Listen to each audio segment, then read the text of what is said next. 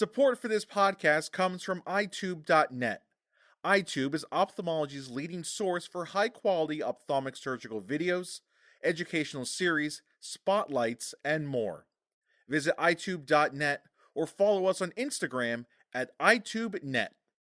You're listening to CRST, the podcast from Bryn Mawr Communications. Welcome to CRST, the podcast. I'm Carrie Jacobs, Executive Vice President of Operations at True Vision Institute in Bloomington, Minnesota.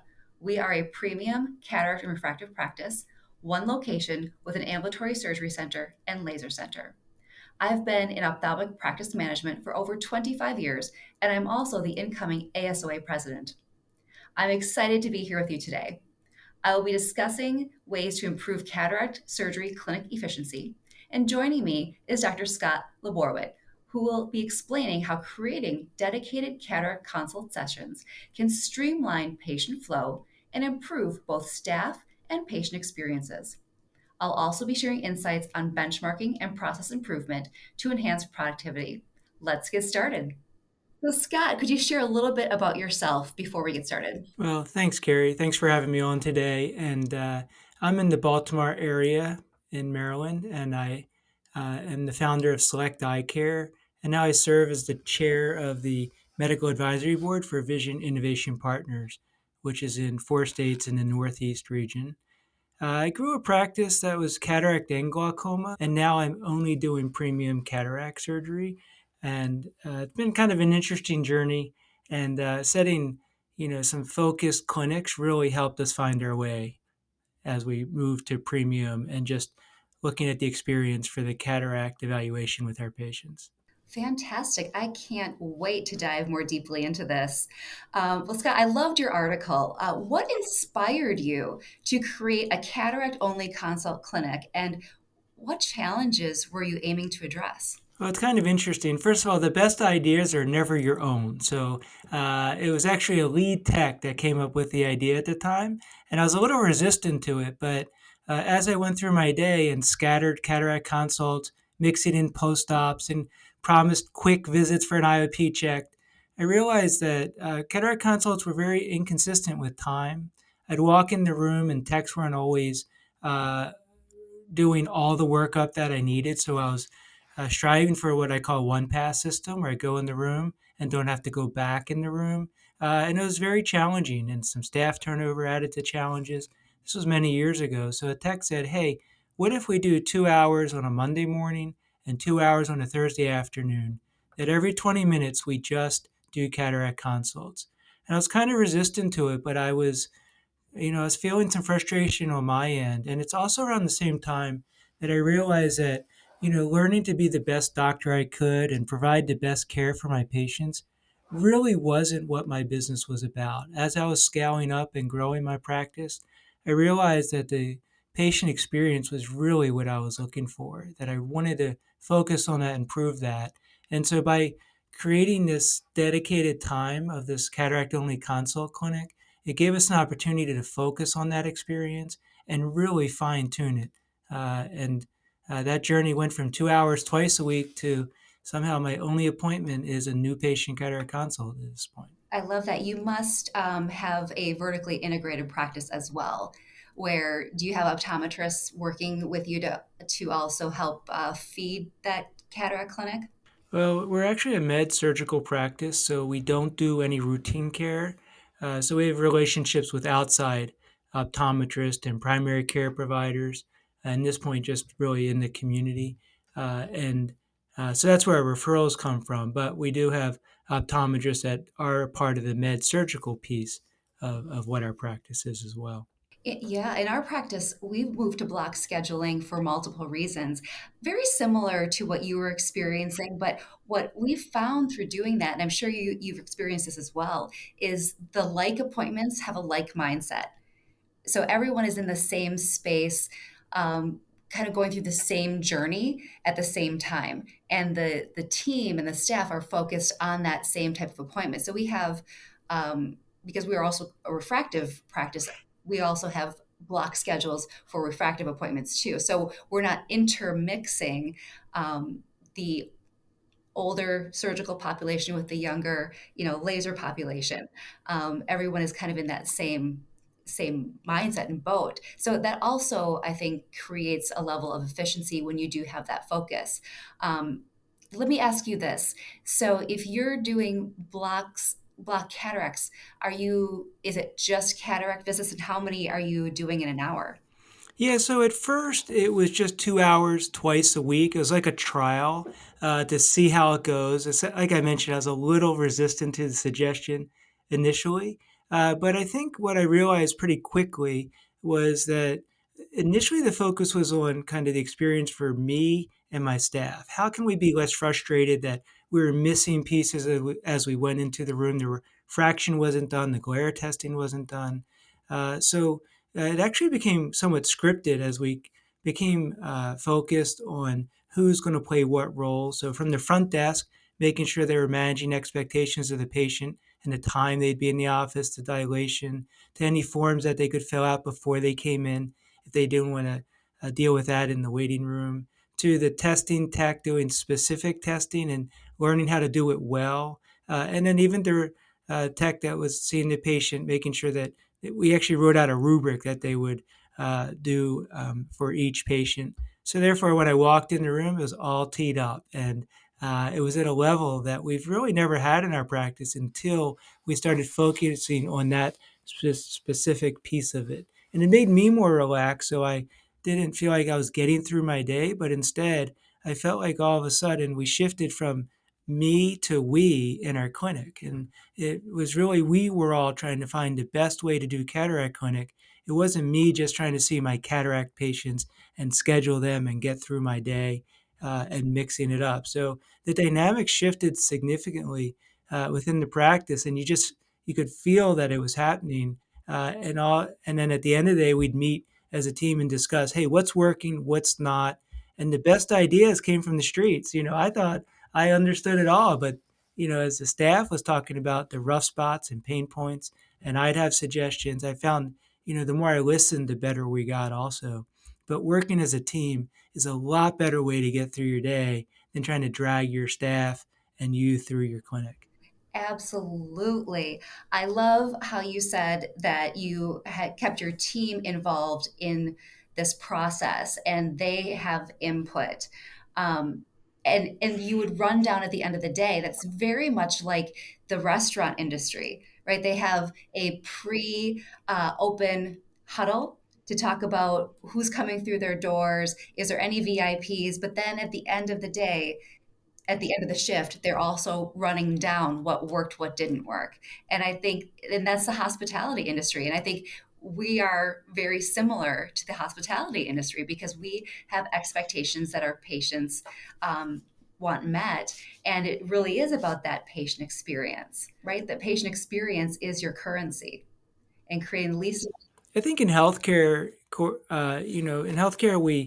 we really tend to focus on just providing great care, but it's really what the patient perceives they're experiencing and how they're treated, and how you make them feel is really what they're going to reflect on, and whether they refer patients or not. And sometimes when you have a team effort, it's really your whole staff and office that can really create that feeling. So it takes a lot of pressure off you, a lot of stress. And for us, it opened doors to allow us to integrate more technology, so I have more time to talk about lenses and create a relationship, and knowing that all the other pieces are handled, I'm less stressed in clinic. But as we do kind of pivot from provider care to more of a patient experience, one thing I found also was when we meet in those huddles at the end of the day, we put a chair in the circle and we leave it empty, and we just say, hey, this is where the patient sits. So as we talk and we come up with solutions and best practices, let's pretend a patient's sitting here, and that's who we're doing for. And that little kind of silly dynamic really kind of opened the door for us to think a little differently and remember why we're there and what we're doing. I really love that. I'm going to steal that idea. Can I steal that from you? You can steal it because, like I said, none of my ideas are my own. I borrow them from everywhere. So absolutely, yes. And speaking of, Scott, you said that you use video education during dilation. How has that changed your patient experience and clinical efficiency? Yeah, that's kind of funny. I was resistant to video education. I was like, I'm going to talk to my patients for years. And then COVID came and I went in the room and I would try to talk in one breath and get out. Everyone was so scared. And so I said, there's got to be a better way. My mask is on. So I just made a video talking about consent and hey, this is what to expect with cataract. This is what a cataract is. Honestly, it was the same thing I was saying to every patient every visit, consult rather. And it was like I pushed a button on my back. So I just recorded it. So my scribe Henry just sat in the chair where patients would be with my iPhone. In 1.5 takes, we recorded it. And I kind of threw it up and played it during dilation. And the feedback was really incredible. Patients said, it was really nice because I could meet you, your mask wasn't on, but also I listened different because you weren't really sitting in the room with me and I wasn't as nervous but can you add subtitles? Because I'm a soft talker, so I added subtitles, and I even called my malpractice carrier and I said, "Hey, is this okay?" And they said it's better than okay. That we actually have something discoverable. So if you document they saw the video, then we know you went over the risks and reviewed it with them. And so then I had that 2-minute video, and I then added something about femtosecond laser to just explain that. And that was an interesting project. How can you not be too gross, but not use cartoons and keep them in the room? And I found that right balance, and that also worked well. But now, when I walk in the room, I don't have to bore myself with the same thing over and over. I know they heard it and saw it.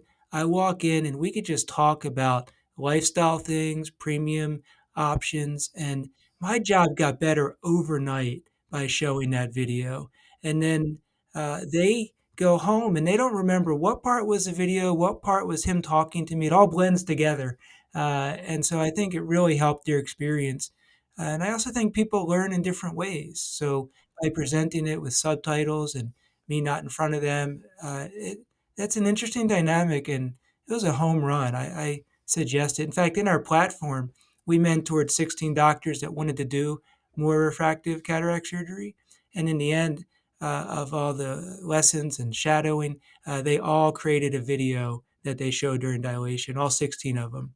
And it's been a huge impact. I do think that that is key. And using technology to enhance the patient experience, you're just working smarter, not harder. And we've done the same thing in our practice. We have short videos that follow up the appointments because, as we all know, you only retain so much information when you hear it. So we supplement and augment our patient consultation with a follow-up video as well. The same things that you're saying over and over and over is an easy thing to record and just send out as a nice little follow-up. And we also have a similar video that the patient receives during dilation, just emphasizing again the importance of the diagnostic testing and what's going to be happening today. Yeah, and there's definitely some hiccups along the way. You find your way, and my recommendation is as you create content and find your way, make sure it's your way. So look at other examples, but you'll find a way that's really comfortable for you. I certainly fell down a couple times when I first started uh, premium IOLs 21 years ago. I would give the patients like 5 different documents that took 20 minutes. I knew everything about their lifestyle, but their brain shut down by the time I walked in the room. It was too much.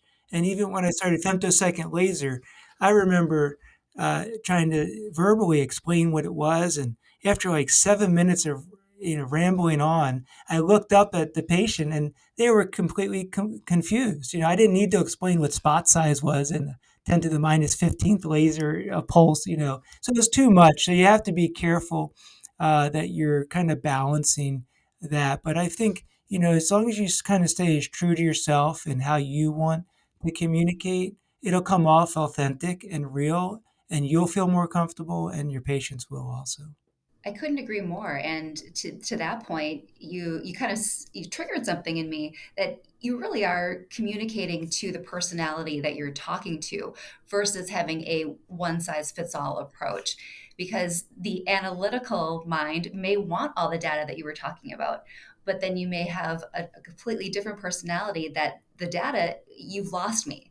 Just tell me what the best thing is for me and how you're going to take care of me. That's what's most important. So, also understanding who you're talking to, I think, is also a very important piece in that patient experience. It is, and it can become overwhelming. There's a lot of information. There's a lot of understanding from the patient to grasp beyond just seeing better needing cataract surgery. In fact, we actually work with a company now that will call patients before they come in to just say, "Hey, when you go in, here's some things to think about. Here's different types of IOLs and what they mean," and not making any recommendations, but the company does a great job, and then when they're in my consult discussing, like, oh yeah, I've already talked to someone about that. It actually is a positive experience for them. And so I think spoon feeding information is important. We're very strategic about how we deliver information before, during, and even after a consult. That way, again, you'll see when someone's eyes are glazed over and their brain's done. So you just haven't seen that in a long time, but it's very strategic and intentional. Okay, I love that you're doing that. We actually started doing that around COVID, where we would, to reduce the amount of chair time, we would call the patient, get their history, their medical information already in the EMR, and then just start the conversation. Okay, here's what a cataract is. Here's what some of the options are going to be, and we found that the patients came in so much better educated, like you've witnessed, but also they were less anxious because they felt like they had some knowledge coming in and they had questions prepared. Then we also added in the financial piece, where we help them understand what their benefits look like, because everyone's benefits are so different and you have high deductibles and co-pays and all these different things, as well as provide them with some basic knowledge, foundational knowledge about what an upgrade would look like. So they're not, now they're walking in the door without financial worries and without the medical worries. And that really has reduced the amount of chair time in the practice to create the workflow efficiencies, but also a better conversion rate because our patients weren't overwhelmed by having so much information coming in. So I agree with you. I think the more information we can provide on the front end is, I think, going to really help us, one, have an efficient experience for our patients, and two, help us with our conversions. Yeah, absolutely. And the more heavy lifting that can be done with the help of others, I think really kind of allows you to spend time with the patients, answering questions, really focusing maybe on a customized treatment plan for them. With the great resignation and staffing issues, I'll be honest, we pushed the easy button on that one. We used the company, and so Navigate, it kind of specializes in that, and they'll call and handle that for us. So I'm kind of surprised the reaction the patient has, hearing all that information, knowing the pricing. They're actually more calm when they come in and I bring it up. They've already heard it and they didn't do a Google search. In fact, we're educating them and guiding them to specific links that they can do the research, but not random, and that can be challenging too. Absolutely. Well, let's pivot a little bit, and kind of go back to, you know, the bottlenecks that I think we all experience. We all see it in our clinics. Like, why is it that we tend to see that doctor backlog at 10 a.m. and 2 p.m., right? So, Scott, what are some strategies that you've used to improve your workflow to reduce those bottlenecks? Well, if anyone that knows me, they'll tell you that Scott's always late, and sometimes he misses certain meetings. Not tonight, but certain meetings. So I really count on my team and my staff. But I was resistant with some changes, and then my staff said, "Hey, why don't we just do a time log and really take a look at what you're doing? Because numbers don't lie." And I was surprised. I learned a lot, and so this lead technician who suggested this clinic did the time study, and boy, she was right. And I was just getting by, but I normalized it and justified it. But again, as we started meeting and creating this clinic, we did time studies and how long are they in testing? How long are they with you? And we found out that we could do 7 consults in 2 hours. That was kind of the sweet spot for us. So that way, some patients would take a little longer, some patients would be more quick about it. But I had the time, and we just weren't rushed. I am exhausted at the end of the day. It's like, oh, that's all you're seeing or doing, but it's a lot of work when you're having these premium conversations, and I love every moment of it. But I really get to know my patients, and everyone along the way uh, can have their role. So some of the bottlenecks or rough spots were one, getting the staff to understand why it was important to have a great patient experience. I think the second thing was let's take some criticism and changes and let's reinvent what we're doing. But we did it together, and it wasn't top down. It was horizontal discussions. And like I said, I learned a lot from the streets. I think the third piece, kind of rough spot was, hey, we think we're doing a great job. What do patients think? And we learned some important things there, like, hey, when they walk in the office, they want somebody to say hi. And when you're doing a test, they want to know your name and what the test is for. So it's these simple things that we kind of took for granted, or, hey, we're busy, we know we're doing a good job. But patients want some more communication, and they want it in specific ways. And so we were able to ask those questions because we wanted to improve. And I think it made a big difference. It sounds like you did a very multifactorial approach to figuring out where the bottlenecks were happening, from educating and working with your team to doing the time trials. Benchmarks, they're there to serve as directional tools. It's not like you have to meet the threshold of a specific benchmark, because every practice is different, right? So you need to know your practice. A cataract consultation is going to take longer than a routine eye exam workup. And but having that benchmark in your own practice first, I think, is critical. If you're finding that it's, on average, a 16-minute workup, well, that's your threshold, right? And there always is going to be variables to that, but what is the average? And then you can train toward that. Going to the time trials, we actually implemented visual clinic in our practice to track and see the patients through their journey in real time. So I can see if a technician has been with a patient for 30 minutes, but then I might be able to then diagnose that that technician is with a wheelchair patient. So they're going to take longer than maybe the average benchmark of a 20-minute workup. I can see if a patient's been waiting a long time for a doctor, or if they're in the waiting room. And it's a visual for everyone in the practice to be able to see. With that, then we also have the data so that we can coach to or find those bottlenecks and address any of the issues that we may be seeing. So no matter what way you slice it, you have to have some way to measure and do some time trials in order to establish your data.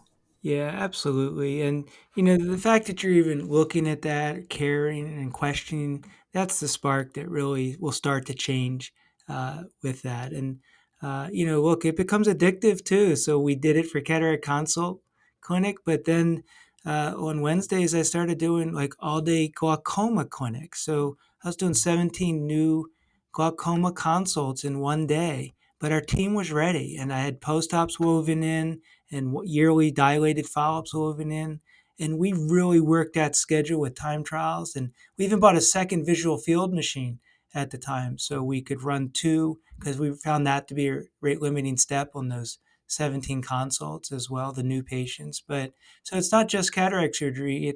You build on the success and you want more. So we did that with our glaucoma clinic, and my days just got better and better because it was organized. And again, it sounds so simple going from me to we, but it made a difference.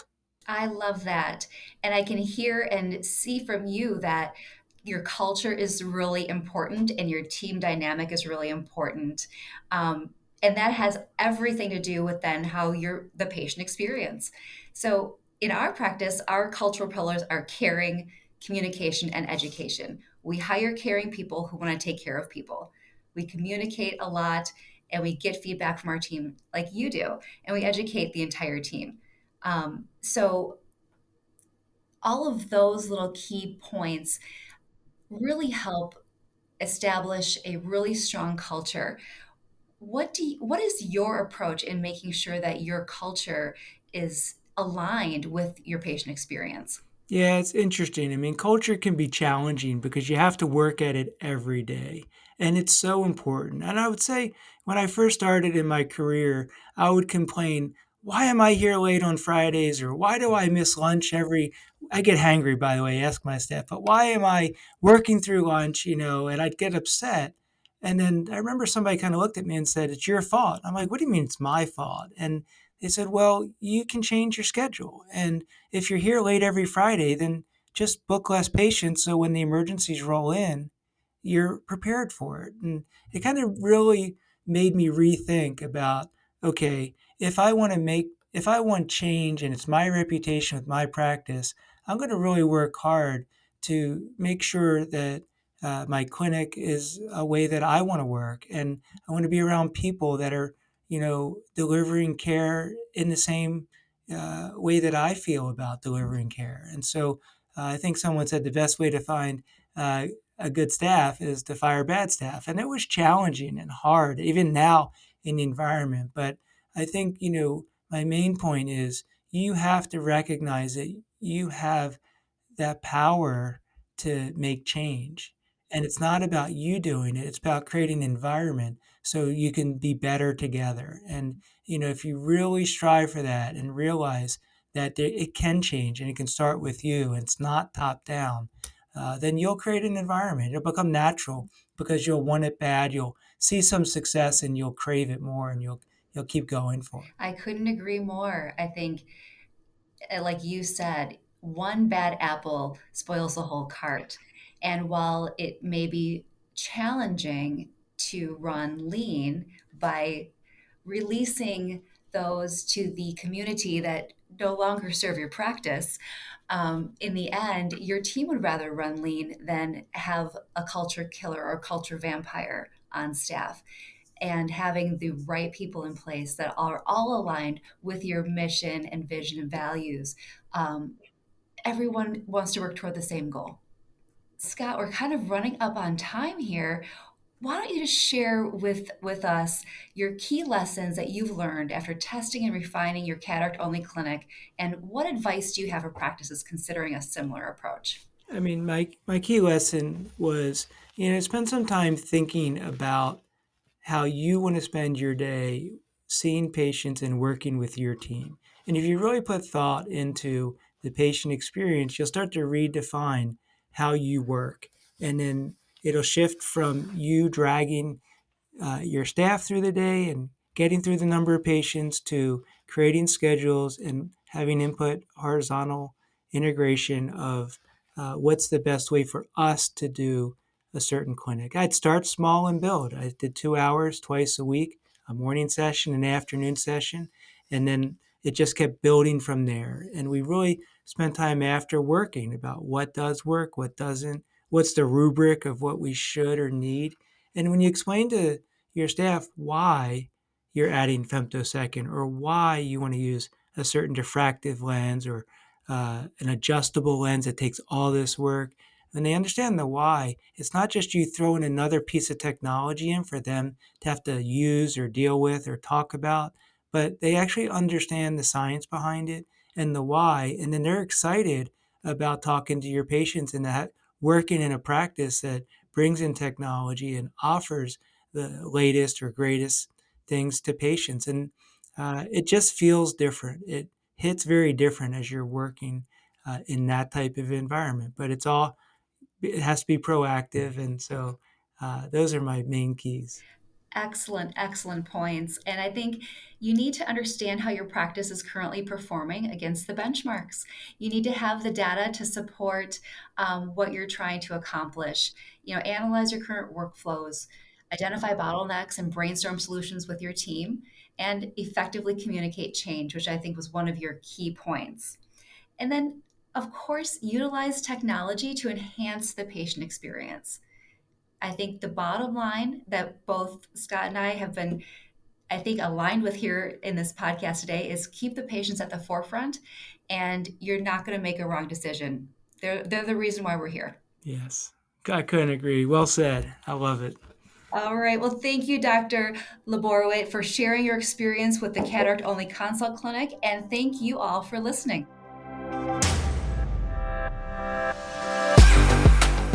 For more shows like the one you just listened to, check out the podcast channel on itube.net.